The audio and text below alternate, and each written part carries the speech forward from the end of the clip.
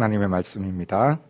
형제들아, 내가 이것을 말하노니 혈과 육은 하나님의 나라를 이어받을 수 없고 또한 썩는 것은 썩지 아니하는 것을 유업으로 받지 못하느니라. 보라, 내가 너희에게 비밀을 말하노니 우리가 다 잠잘 것이 아니요 마지막 나팔에 순식간에 홀연히 다 변화되리니 나팔 소리가 나매 죽은 자들이 썩지 아니할 것으로 다시 살아나고 우리도 변화되리라. 이 썩을 것이 반드시 썩지 아니할 것을 입겠고 이 죽을 것이 죽지 아니함을 입으리로다. 이 썩을 것이 썩지 아니함을 입고 이 죽을 것이 죽지 아니함을 입을 때에는 사망을 삼키고 이기리라고 기록된 말씀이 이루어지리라. 아멘.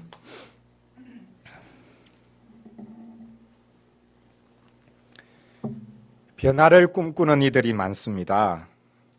자신을 어떻게 변화시킬까를 고민하는 사람들이 많습니다. 우리 어린 친구들 중에 혹시 내가 로봇이 되면 좋겠다라고 생각하는 친구들이 없습니까? 변화가 그만큼 절실하면 그런 생각도 할 수 있을 것입니다. 개인뿐만 아니라 어느 조직이나 심지어 국가도 변화를 꿈꿉니다. 세월호 참사로 인해 국가 대개조론이라는 말마저 회자되고 있습니다. 국가를 어떻게 개조할 수 있다는 것인지 궁금합니다. 물론 시스템의 변화도 중요합니다. 사람은 타락했기 때문에 그 타락한 본성을 제어할 수 있는 시스템, 제도를 갖추는 것이 꼭 필요합니다. 매뉴얼도 잘 만들어야 합니다. 제가 네덜란드에 있을 때 한 자동차회사의 지사장이 차량을 임대해 주었는데 그분이 나중에 묻더군요. 목사님, 차량 매뉴얼을 읽어보셨습니까? 읽어보지 않았다고 했더니 그분이 그럴 줄 알았다라는 표정으로 대뜸 말했습니다.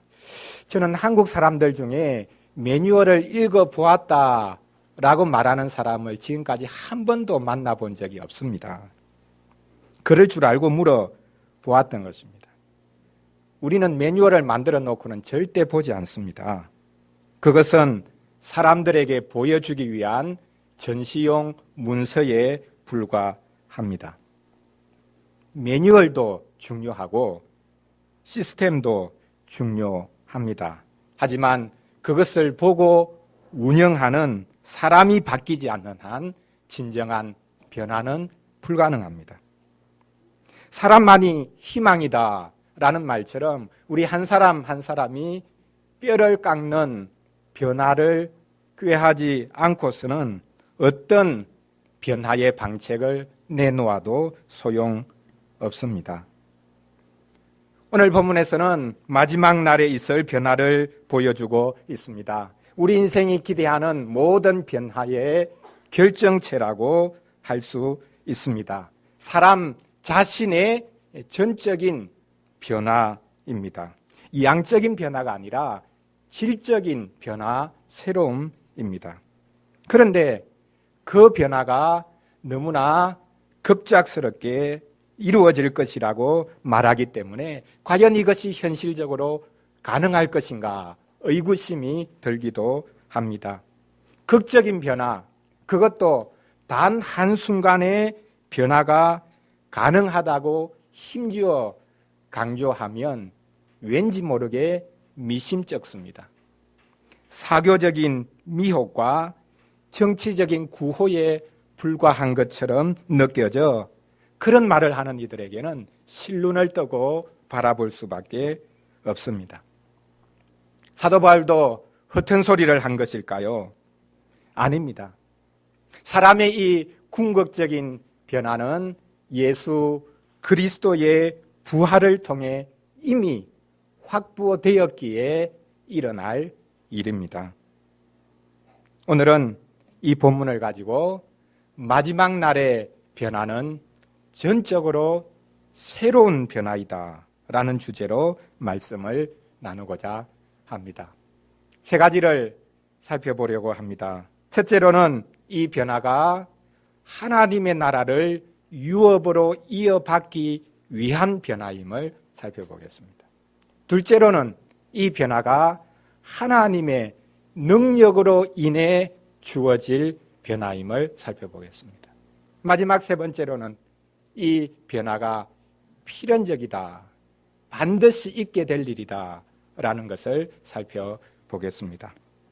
첫째로 마지막 날의 이 급작스러운 변화, 이것이 도대체 무엇을 위한 것인가 라는 것을 살펴보겠습니다. 그것은 하나님 나라를 유업으로 이어받기 위한 변화라고 오늘 본문이 말씀하고 있습니다. 사도 바울은 부활에 관한 논의의 최종 결론에 이르렀습니다.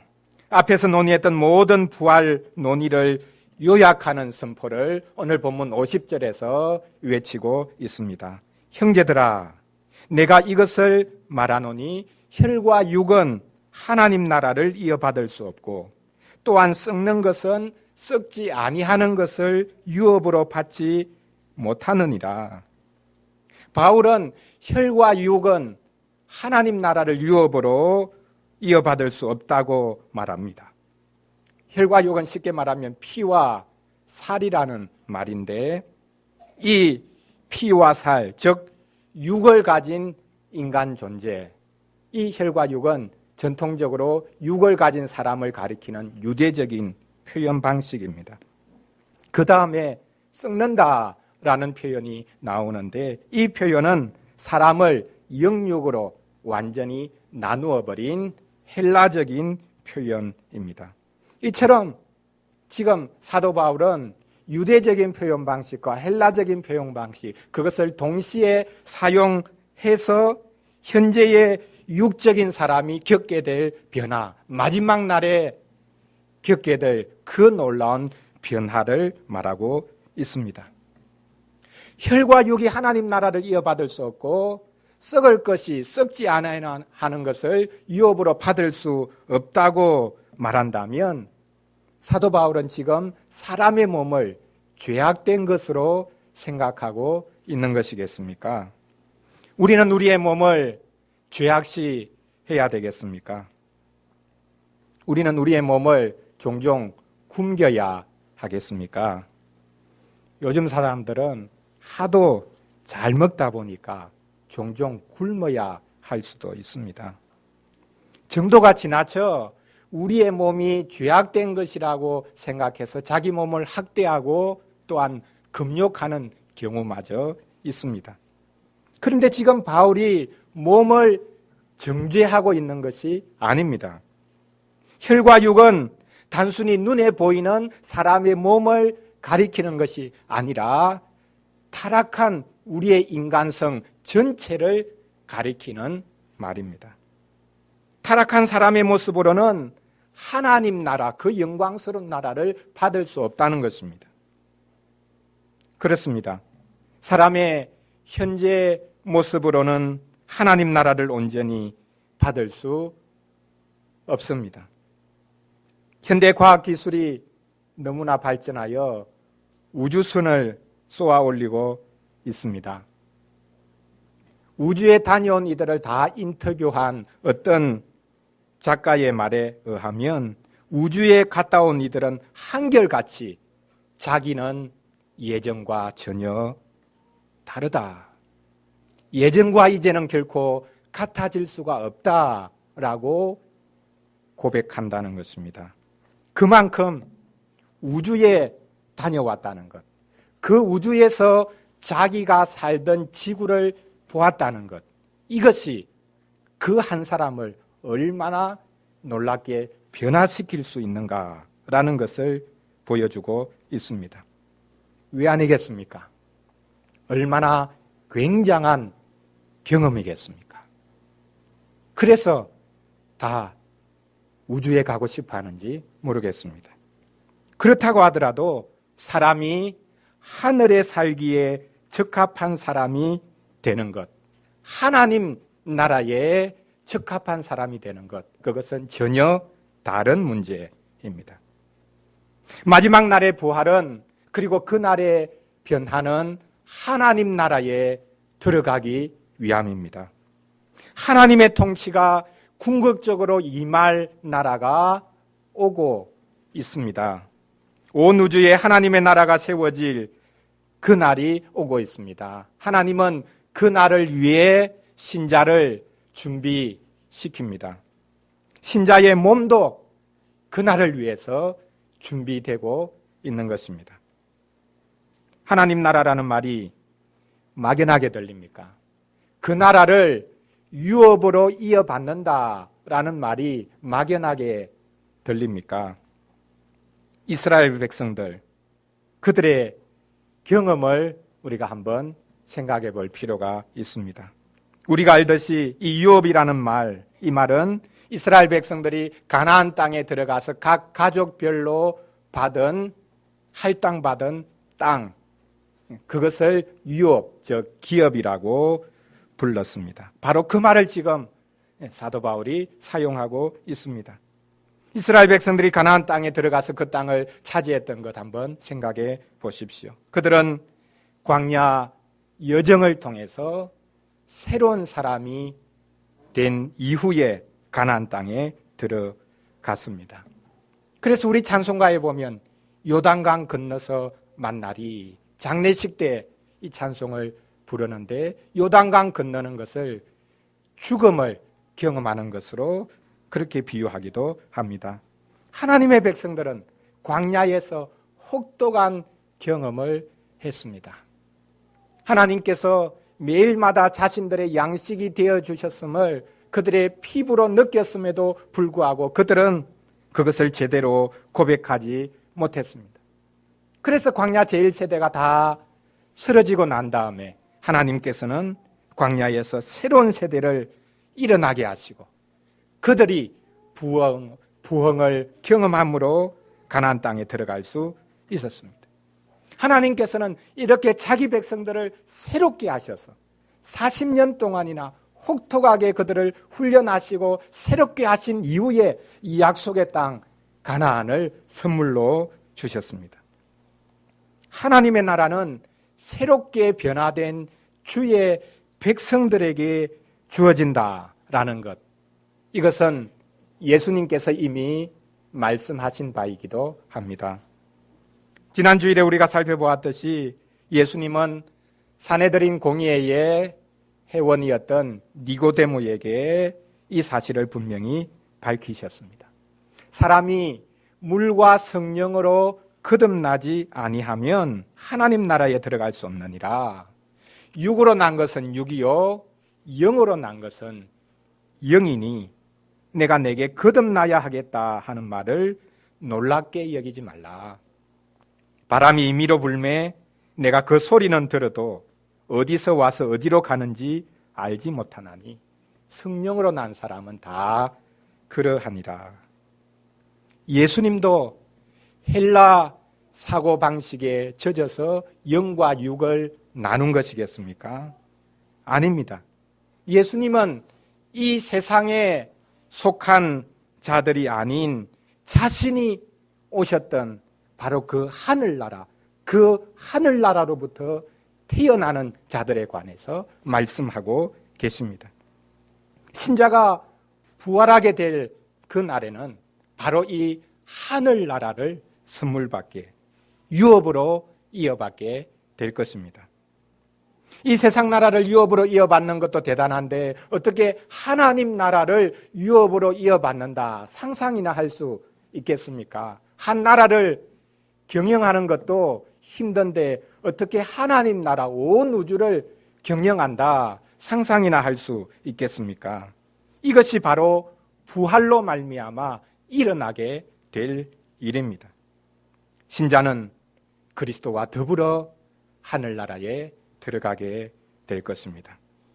우리 앞서 가신 분이 계시니 우리는 그분을 따라서 하나님 나라에 들어가게 될 것입니다. 그러므로 그 나라를 막연하게 생각할 이유가 없습니다. 그분은 우리를 형제라고 불러주시면서 그 나라의 통치에 우리를 참여시켜 주실 것입니다. 이제는 우리가 주님의 눈치를 보기만 하면 됩니다. 우리는 그리스도와 한 몸이 되었기 때문입니다. 그리스도의 형제된 자들을 변화시켜 주셔서 하나님 나라의 통치에 우리를 참여시켜 주실 것입니다.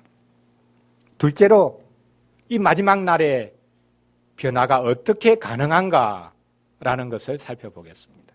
이 변화는 오직 하나님의 능력으로 인해 가능하다라는 것입니다. 51절 말씀을 보십시오. 보라, 내가 너희에게 비밀을 말하노니 우리가 다 잠잘 것이 아니요 마지막 나팔에 순식간에 홀연히 다 변화되리니. 바울은 마지막 날에 있을 변화를 비밀이라고 말하고 있습니다. 비밀은 몇몇 사람들만이 알고 있는 것이죠. 그런데 성경에서 말하는 비밀은 세상 비밀과 다릅니다. 오직 하나님 안에 감추어져 있던 것들이 때가 되매 온 세상 앞에 드러난 것, 그것을 비밀이라고 말합니다.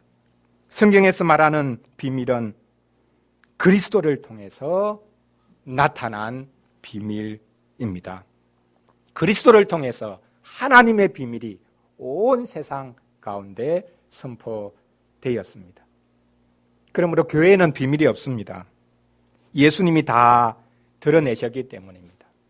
교회에는 숨겨 놓아야 할 비밀이 없습니다. 몇몇 사람들만 비밀이 아는 그런 지식이 없습니다. 어떤 곳에서 여러분만 알 수 있는, 그리고 여러분에게만 특별한 비밀, 지식을 가르쳐 주겠습니다 라고 말하는 곳이 있다면 그것은 반드시 이단입니다. 교회의 가르침은 비밀로 할 수가 없습니다.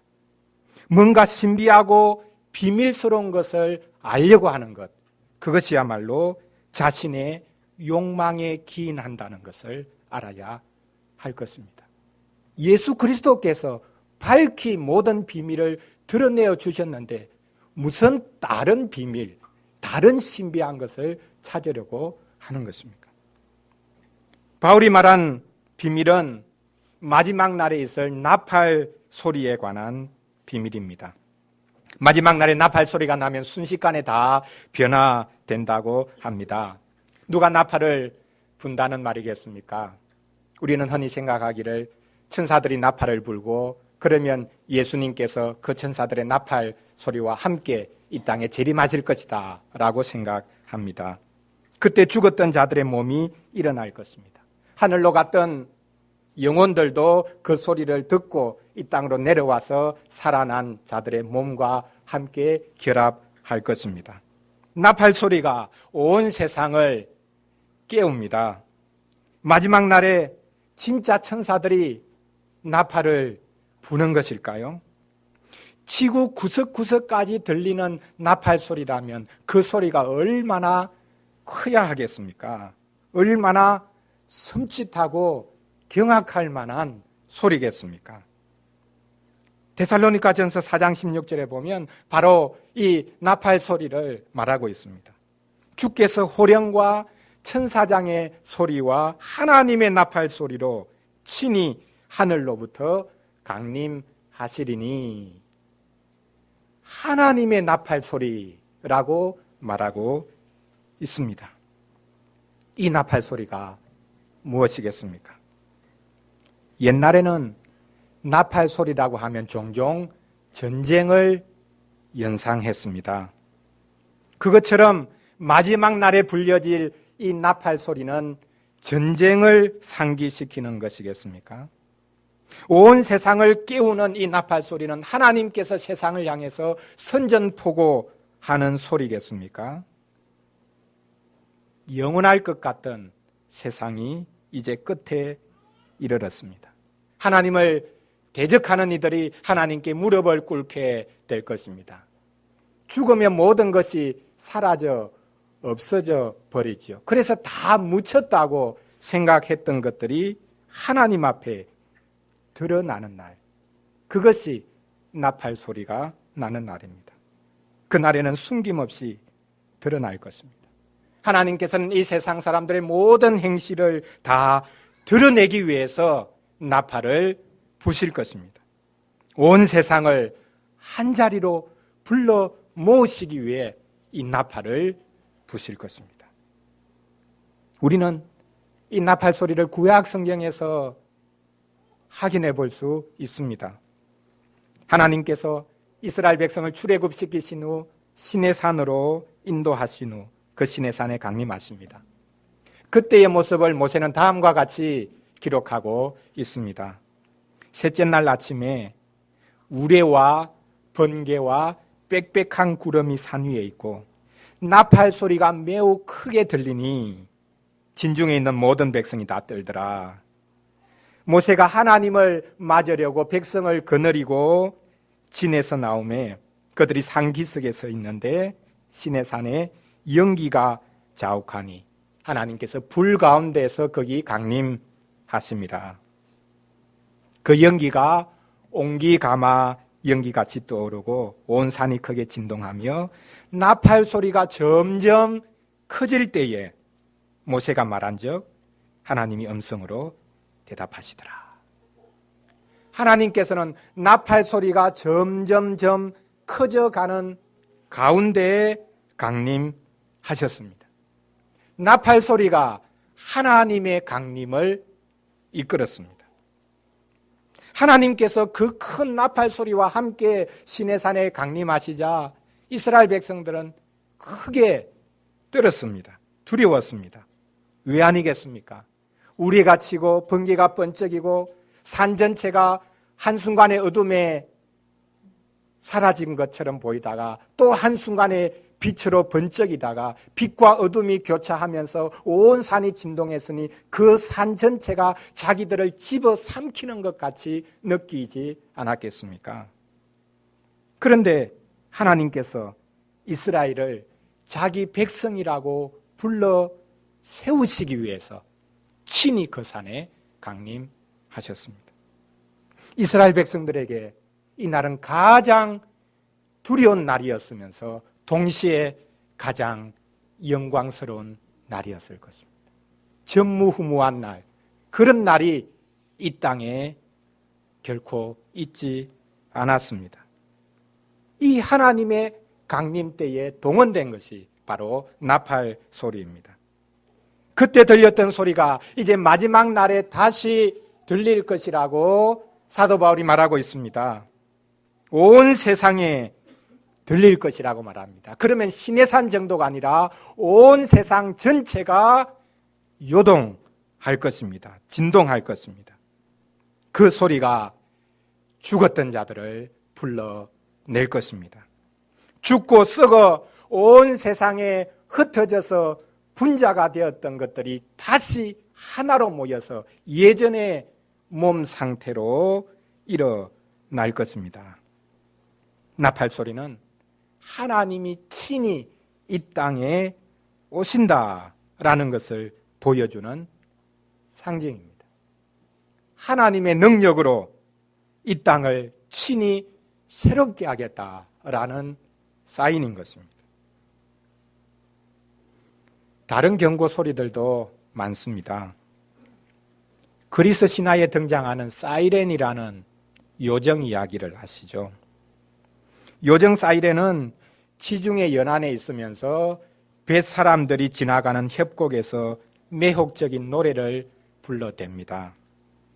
배사공들은 그 음악 소리에 홀려서 물속에 뛰어들고 그래서 죽죠. 그것을 항해해야 했던 오디세우스는 돛대에 자기 몸을 묻게 하고는 선원들의 귀는 밀랍으로 봉하게 하고 그 협곡을 무사히 빠져나갑니다. 자기 혼자 소리를 듣고 싶었던 것, 그게 참 사람의 욕망인지 모르겠습니다. 어쨌든 이 사이렌의 소리는 사람을 홀리는 소리였습니다. 그런데 오늘 본문의 나팔 소리는 온 세상을 불러 깨우는 소리입니다. 이 세상의 모든 경고 사이렌들과는 달리 그 소리는 하나님의 백성들을 불러서 깨우고 그들을 새롭게 하는 소리입니다. 하나님께서는 유혹하는 소리가 아니라 온 세상의 변혁을 불러 일으킬 소리를 준비하고 계십니다. 마지막 날의 변화는 오직 하나님의 능력으로 인해 가능하게 될 것입니다. 마지막 세 번째로 마지막 날의 이 변화가 필연적이다라는 것을 살펴보겠습니다. 마지막 날의 변화가 필연적이라고 하면 오해할 만합니다. 우리는 필연적이라는 말을 들으면 언뜻 그게 운명적인가 보다 이렇게 생각하기 쉽기 때문입니다. 마지막 날의 변화가 필연적이다, 운명적이다 그런 것인가? 아닙니다. 운명적으로 정해져 있는 것이 아닙니다. 이 마지막 날의 변화는 오직 우리 주 예수 그리스도의 부활로 인해, 부활의 언덕으로 인해 가능하게 될 일입니다.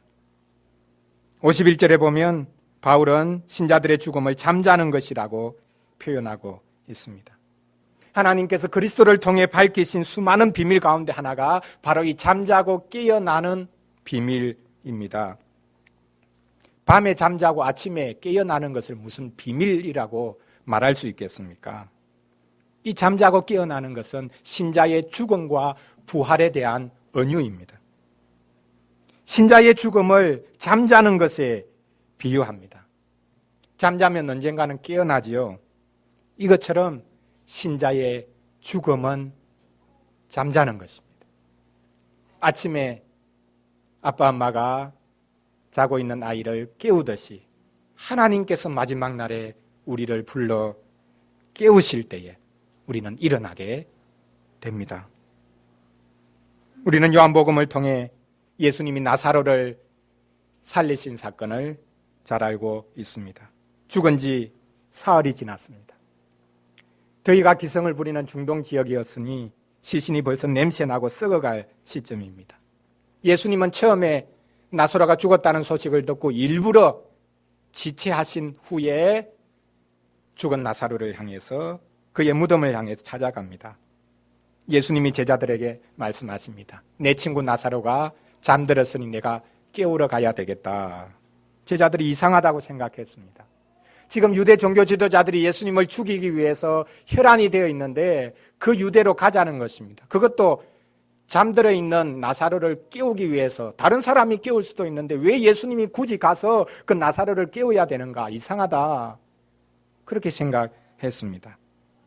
예수님은 죽은 나사로를 깨우시기 위해서, 불러내시기 위해서 가셨던 것입니다. 무덤에 도착하신 후 무덤에 돌을 굴려내라고 하시고는 나사로를 부르십니다. 나사로를 부르기 전까지만 하더라도 유대인들은 웃긴다고 생각했을 것입니다. 정신 나갔다고 생각했을 것입니다. 그런데 예수님의 음성을 듣고는 나사로가 깨어서 나옵니다. 나사로가 몸 전체 수족을 다 동인 채로 나왔습니다. 아마 상상을 해보십시오. 사람이 죽으면 유대에서는 몸 전체를 이 세마포로 다 감습니다. 그리고 향유를 넣어서 이제 뻣뻣하게 이제 굳히죠.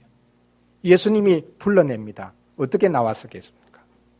강시처럼 통통 튀면서 아마 나왔을 것입니다. 예수님이 불러내시니 죽은 자가 잠에서 깨듯이 나온 것입니다. 예수님의 음성은 죽은 자를 불러내는 음성입니다.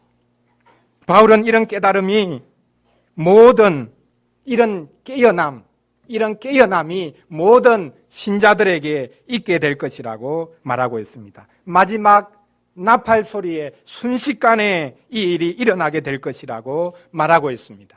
나사로의 소생은 그것을 미리 보여준 하나의 예에 불과합니다. 호련히 그 일이 일어나게 될 것입니다. 눈 깜짝할 사이에 일어나게 될 것입니다. 이 깨어남, 이 이 변화는 순식간에 일어나는 것일 뿐만 아니라 전체적이고 총체적인 일입니다. 그래서 다 깨어난다, 다 변화된다 라고 바울은 말하고 있습니다. 사람의 어느 한 부분만 깨어나는 것이 아니라, 사람의 어떤 한 부분만 변화되는 것이 아니라, 사람이 전체적으로 몸과 영혼, 그의 마음 전체가 다 변화되고 다 새롭게 되고 다 깨어난다라는 뜻입니다. 부활은 전적인 새로움입니다. 53절 말씀에 보면 바울은 이 부활이 순식간에 일어나는 총체적인 이 변화가 반드시 있게 될 것이다 라고 힘주어 강조합니다. 이 썩을 것이 반드시 썩지 아니할 것을 입겠고, 이 죽을 것이, 거기도 반드시 라는 말을 넣어도 됩니다. 반드시 죽지 아니함을 입으리로다. 우리가 세상살이 할 때 가장 조심해야 해야 될 말 중에 하나가 반드시입니다. 반드시라는 말에는 사기가 참 많이 있습니다. 반드시라고 말하는 사람은 되도록이면 피하는 게 좋습니다. 선거 입후보자가 제가 반드시 이 일을 하겠습니다 라고 말하는 경우가 있는데, 그 사람 안 찍는 게 좋습니다. 반드시 안 할 겁니다. 그런데 지금 바울은 반드시를 말하고 있습니다. 굳이 반드시를 말해야 한다면 반드시 조심해야 한다. 아마 이런 문장에는 쓸 수 있을 것 같습니다. 그런데 바울이 왜 반드시를 말하고 있습니까? 어떻게 이 변화, 이 부활이 반드시 일어날 것이라고 장담할 수 있습니까? 예상이나 예측이 아닙니다. 어떤 법칙성을 간파했기 때문도 아닙니다. 예수 그리스도의 부활 때문입니다. 부활하신 그리스도께서 그를 만나 주셨기 때문에 바울은 신자의 부활이 반드시 있게 될 것이라고 확신했던 것입니다. 미래는 알 수 없는 일입니다. 우리가 예측한다고 그대로 되는 경우는 거의 없습니다. 미래학자들의 예측이 빗나가는 경우가 얼마나 많습니까? 오히려 어떻게 보면 잘 모르는 소설가들의 미래 예측이 훨씬 더 정확한 것일 수도 있습니다. 미래는 빗나가도록 있는 것인지도 모르겠습니다. 미래는 벌거벗은 미래가 아닙니다. 사실 미래는 현재가 결정할 것이고, 현재는 과거가 결정해 놓은 것입니다. 그렇다면 우리는 과거를 보아야 합니다. 우리의 미래가 어떻게 될 것인가 걱정할 필요가 없습니다. 예수 그리스도의 경험이 우리의 미래가 될 것입니다. 그리스도께서 경험하신 것이 곧 우리의 미래가 될 것입니다. 우리는 그리스도처럼 반드시 부활하게 될 것입니다. 우리는 그리스도와 같이 영광 가운데로 나아가게 될 것입니다. 그날이 기다려지지 않습니까? 사랑하는 성도 여러분, 바울은 미래학자가 아닙니다. 그럼에도 불구하고 그는 마지막 날의 변화를 서슴없이 말하고 있습니다. 바울은 부활이 이루어질 순간을 극적으로 표현해 냅니다. 소설일까요? 희망사항일까요? 불멸을 꿈꾸는 것은 인간의 희망사항이니까요. 아닙니다. 기독교는 영원 불멸을 희망하는 종교가 아닙니다. 또한 기독교는 몸의 소생을 기다리는 유사과학이 아닙니다. 우리는 오직 예수 그리스도를 통해 봅니다. 어린이를 위한 질문 3번 문장처럼 신자는 마지막 날에, 지금은 아직 아닙니다. 신자는 마지막 날에 그리스도와 같은 몸, 어떤 몸이겠습니까? 새로운 몸을 입게 될 것입니다. 우리는 몸을 포함한 전인의 새로워짐을 믿습니다. 하나님과 더불어 살아도 불편함이 없는 사람으로의 변화를 믿습니다. 그 마지막 날의 변화는 하나님 나라를 위한 변화요, 하나님의 능력으로 인한 변화요, 하나님의 은혜로 말미암은 변화입니다. 내가 싫을 때가 있지 않습니까? 다른 사람이 싫은 것보다 내가 싫을 때, 이게 참 끔찍한 일이거든요. 그렇다면 더더욱 마지막 날에 있을 이 변화를 소망하시기를 바랍니다. 세월호 참사는 우리에게 어설픈 희망과 거대한 사회 개조가 아니라 부활을 말하기 시작하라는 하나님의 음성일 수도 있습니다. 이제부터는 부활을 말하기 시작하십시오. 지금이 바로 그때입니다. 기도하겠습니다. 하나님 아버지, 우리는 그렇게도 변화를 바라지만 이 생에서는 그 변화가 완성되지 않을 것임을 잘 알고 있습니다. 오직 우리가 하나님을 바라는 것만큼 그리스도의 부활과 변화에 자신을 맡기는 것만큼 우리도 온전해질 것을 믿습니다. 저희들의 죽음조차도 하나님이 변화시키시는 한 과정임을 알게 하셔서 두려움을 내려놓게 하여 주시옵소서. 죽기까지 저희가 얼마나 변화될지 알지 못하겠지만 크게 변화되지 않을 것 같은 불안감도 없지 않지만 하나님은 저희들을 그리스도처럼 변화시키시고 온전케 하실 것을 약속해 주셨으니 감사합니다. 하나님의 나라를 위해 하나님의 능력과 하나님의 은혜로 저희들을 그리스도와 같이 변화시켜 주실 것이니 이것을 소망하고 결코 낙심하지 않도록 도와주시옵소서. 서로 격려하고 위로할 수 있도록 도와주시옵소서. 온전한 변화의 동력이 되신 우리 주 예수 그리스도 이름으로 기도합니다. 아멘.